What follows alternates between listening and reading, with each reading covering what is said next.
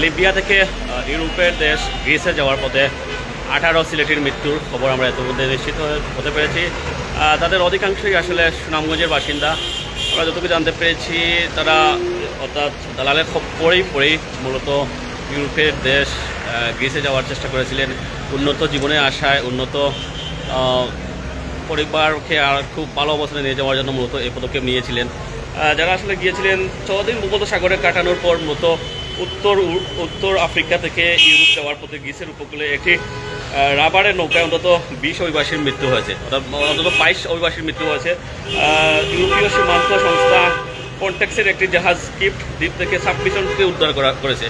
যেটা বলা হচ্ছে মৃতদের মধ্যে 18 জন বাংলাদেশি বলে জানা গেছে, অর্থাৎ যারা মারা গেছেন তাদের 18 জনই বাংলাদেশি।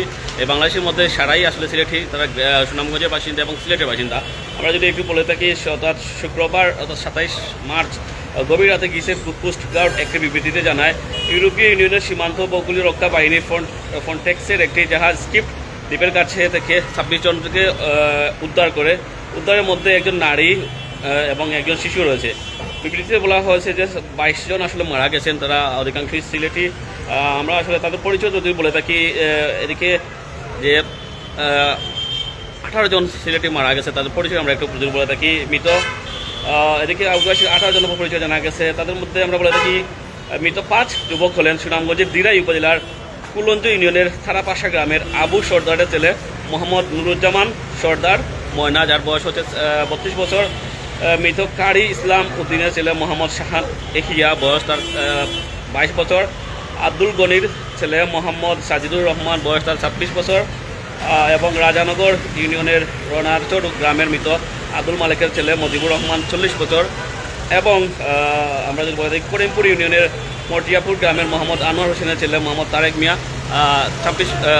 24 বছর বয়সী।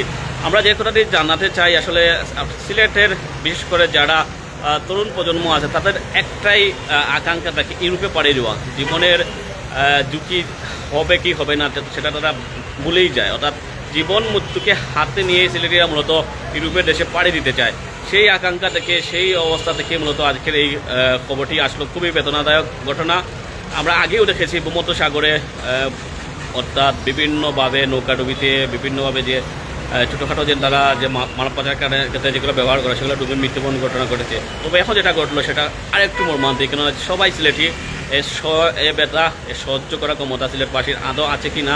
আমরা যে কথা বলছি, এই রুটটি আসলে মানব পাচারকারীদের জন্য একটা অভয় আশ্রয়। বিশেষ করে জানেন তো, আপনারা জানেন লিবিয়া হচ্ছে যুদ্ধ বিধ্বস্ত একটা দেশ, যেখানে আইনশৃঙ্খলা পরিস্থিতি খুবই নাজুক।